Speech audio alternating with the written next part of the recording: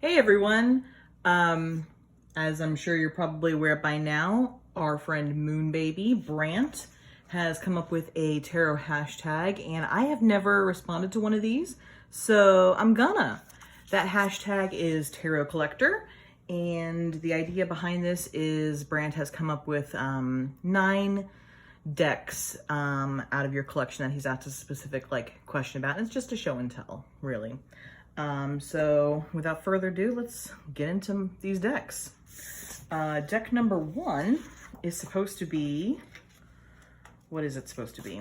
It's supposed to be your most expensive deck.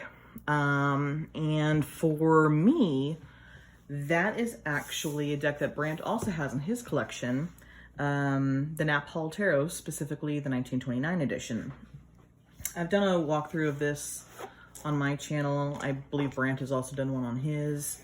It is a lovely deck, as you can see there. Probably not the most practical in its time because of the square corners. I think that would have been hard to shuffle. But if you're a collector, that usually means they're in halfway decent condition because no one's shuffled them.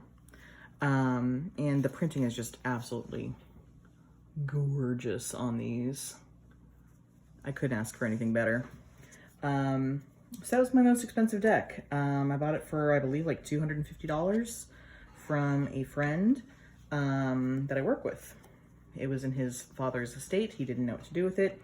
He overheard me say something about, hey, I got this cool vintage tarot deck. And he's like, vintage tarot decks? Do you know anything about that? And one thing led to another, and that's how I ended up with my copy of the 1929 Nap Hall Tarot. The next deck on Brant's challenge is your least expensive deck.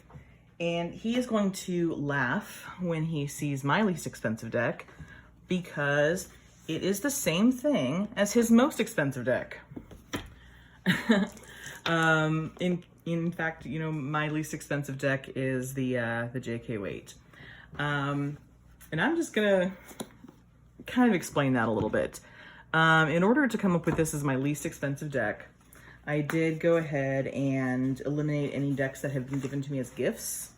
I guess technically those wouldn't have cost me anything, but they're gifts, and that's an entirely different thing. So I decided to make it the tarot deck that I spent the least amount of money on. And I'm sure that there are some yellow box decks that I've spent like $5 or $10 for, but I wouldn't be able to identify them out of my collection of yellow boxes. I think that my Hanson Roberts that I've had for forever, I'm pretty sure I bought it in like a $5 bin at like Barnes & Noble back in the 90s. But I honestly can't remember, so I discounted that.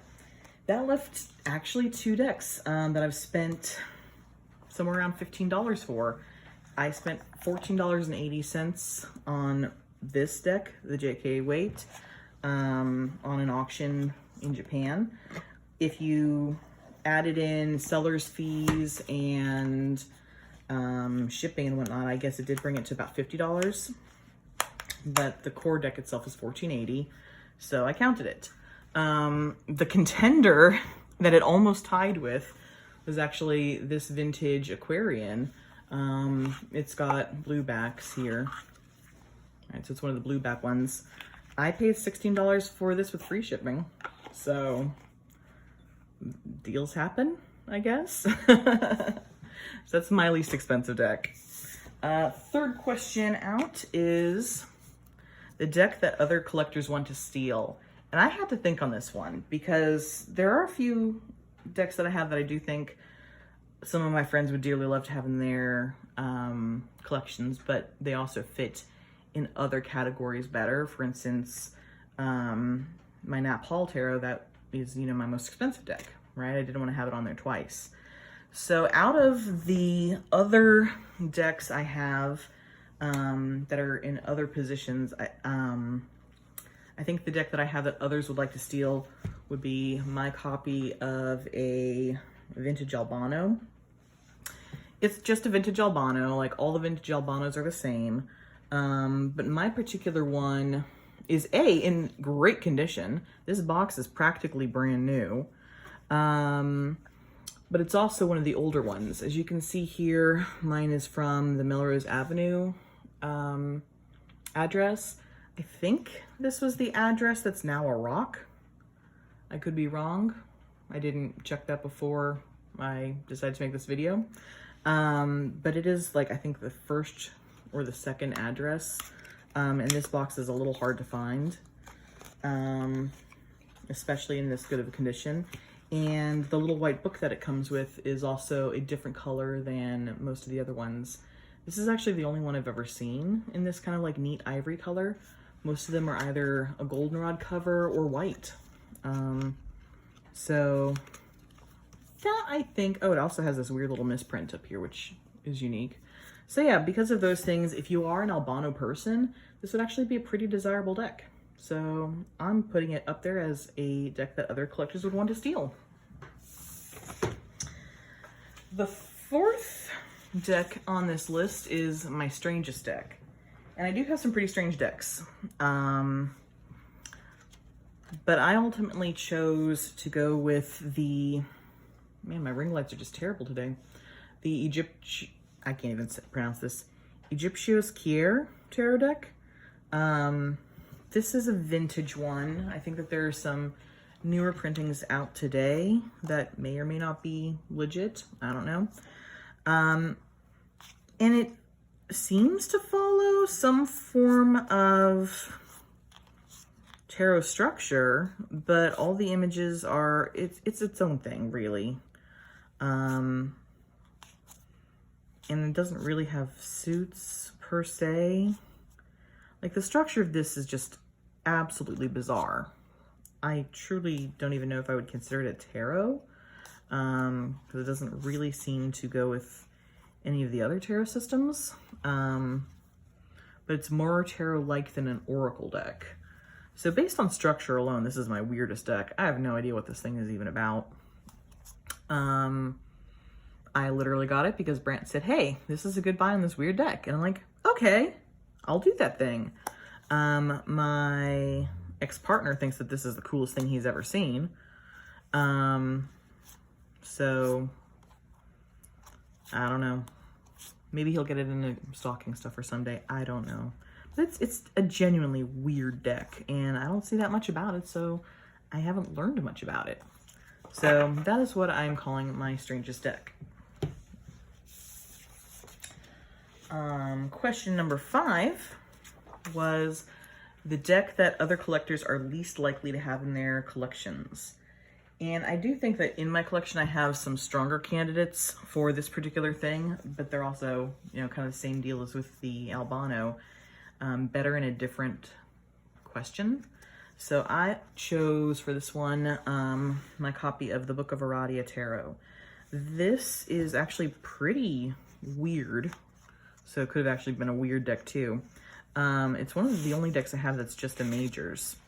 The story behind this is that the artist, Jean Van Slyke, she goes by Jeannie. Anyway, Jeannie worked together with 2 other people, Fiona with 2 F's. Hang on, I'm sure this is here somewhere. Maybe not. Fiona with 2 F's Morgan. There it is. Don't know if you can see this here. Right? Fiona Morgan and Shakina Mountain Water. And they developed a very feminist tarot. Jeannie came up with the first illustrations, and she's actually illustrated an entire 78 card deck. But they only ever printed out these first few cards. Oh, it's also my only deck that I've had autographed, so cool on that. So yeah, they only ever printed out the majors. And then I don't know what happened with the 3 women. They all kind of parted ways. Fiona with 2 F's went on to create a very similar tarot. She basically just redrew it, but her drawings aren't nearly as cool as Jeannie's. I should probably show you some of hers. Yeah, so Fiona's art isn't nearly as cool as Jeannie's. Like, these are really intricate and lovely and weird. Like, that's some cosmic birth, all right. One of the last times I talked to Jeannie, she was like, man, if I could ever find anyone who would like to print or publish it, I would happily do the entire deck. Because she still has all that art out in her area of Scotland. I did think that it was one of those things that was least likely for people to have because there were just like 1,000 sets of this printed, and not all of them were sold. A good chunk of them are actually in a box in Jeannie's attic. So there weren't that many circulated out there. It's one of the first round decks, and those have taken a while to find a footing. So I'm pretty sure actually a lot of people might have just thrown them out. And then it being a majors only deck, you know, those aren't as popular as other things. I just think there's not that many out there, which is why I thought maybe it would be a good candidate for least likely to have in a collection. But it's one that I like an awful lot. It's obviously not one that I read with, because it is just a 21 card deck. But I love it for oracle type work, for meditation. This is also a really weird little box. It's almost like a CD sleeve, but it's just 2 pieces of paper, so you gotta be careful with it. But yeah, it's a really neat little deck, and one that I love actually for a lot of religious work, to be honest. I pull that out a lot for religious stuff.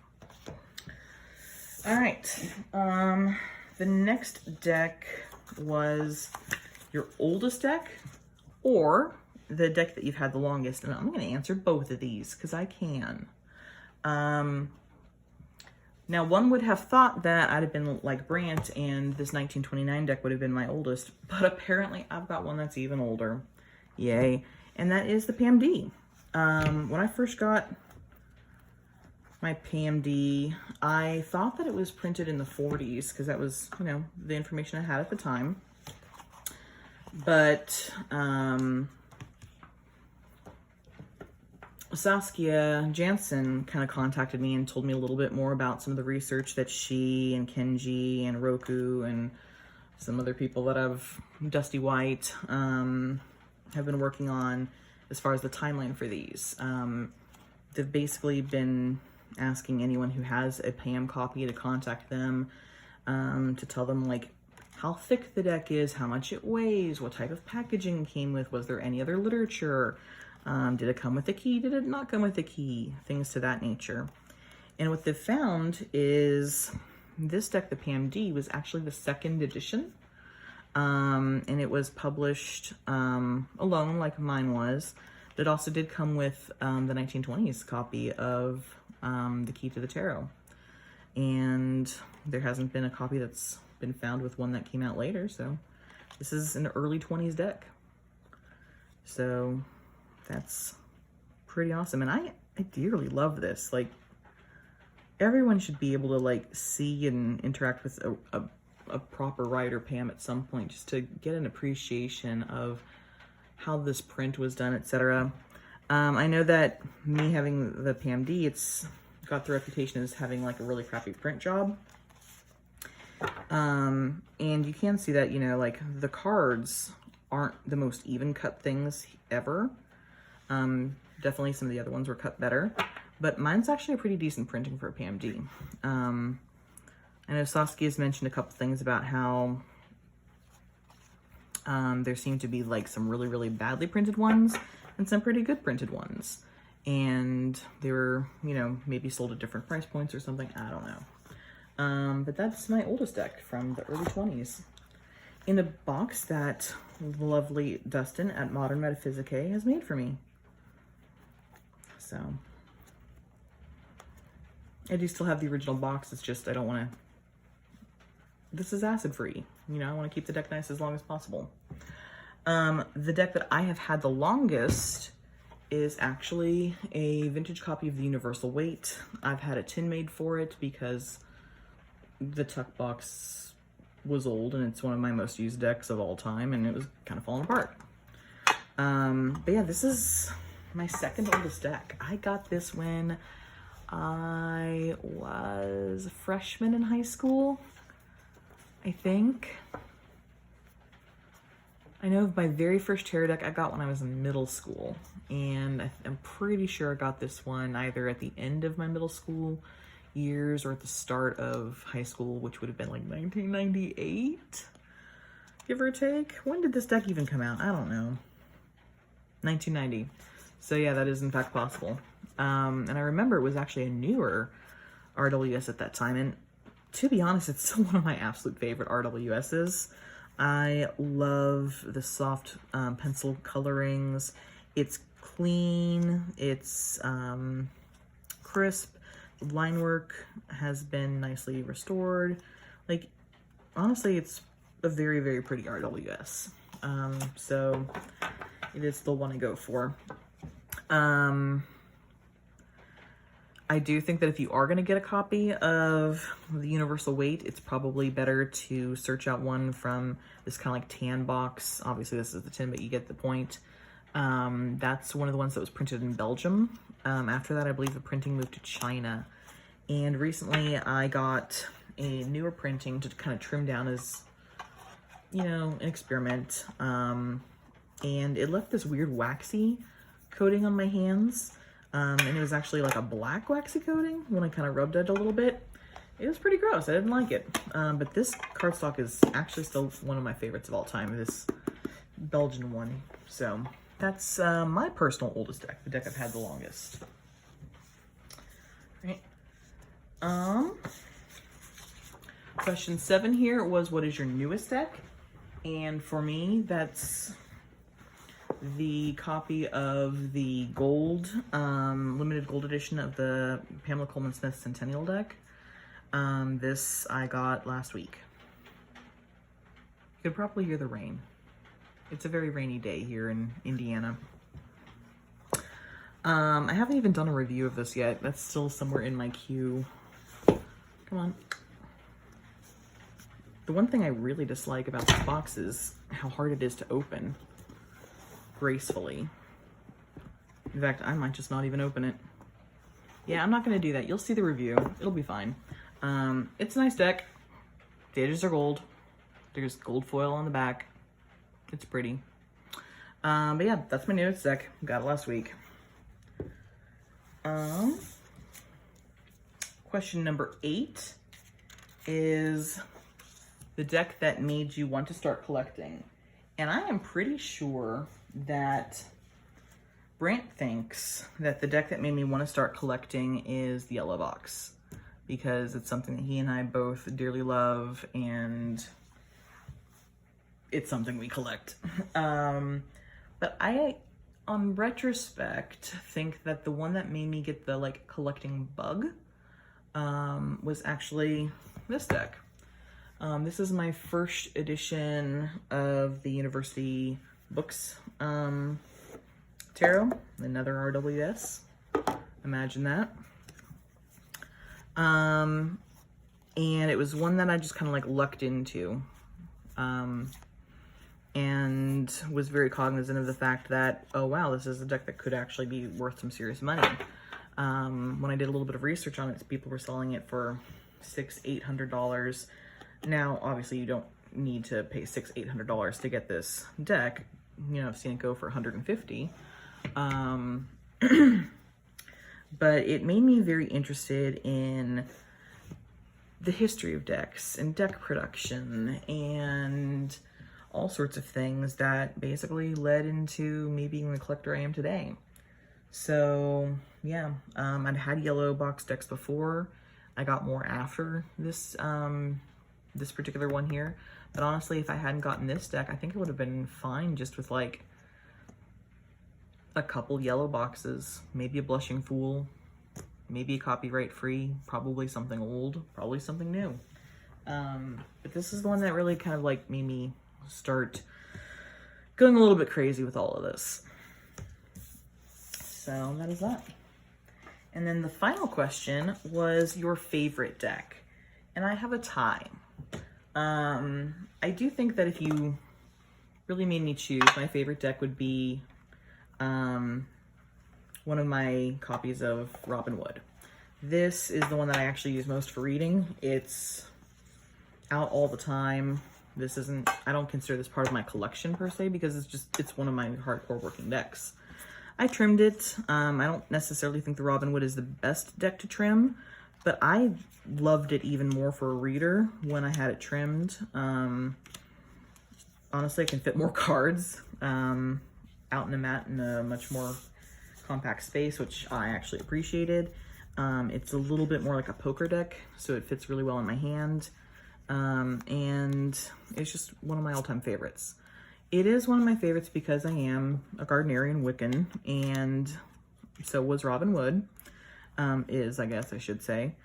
And she's put a lot of iconography that's actually really important to me in this particular deck. So it just speaks to me on a deeply spiritual level. I think it's fantastic. Obviously, it's not for everyone. I know everyone seems to find umbrage with the Lover's card and some of the nudity.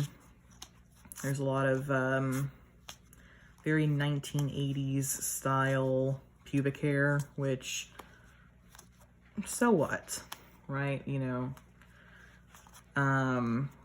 But yeah, I love it. I love the colors. It's bright. It's fun. It's easily my favorite deck.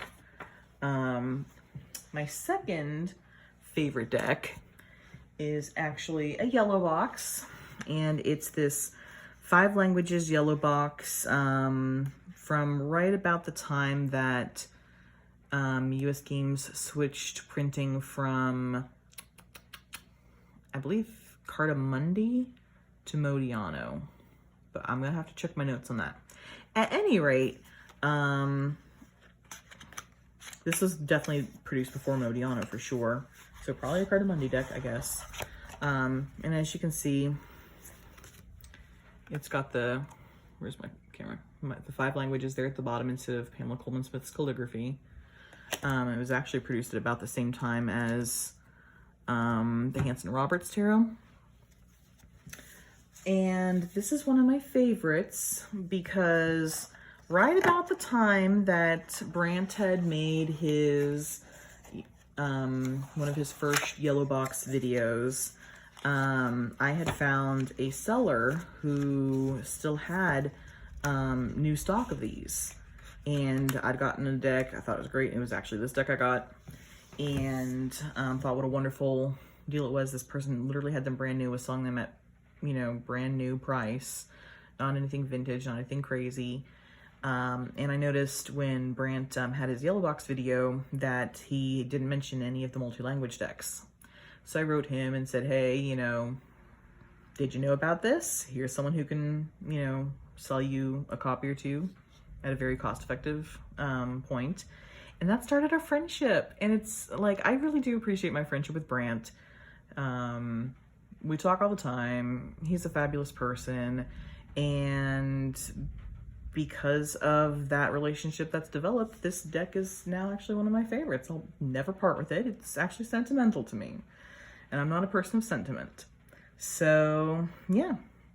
That's my tarot collection, I guess. With a hashtag and everything. So I hope you've enjoyed this and have a wonderful rest of your day.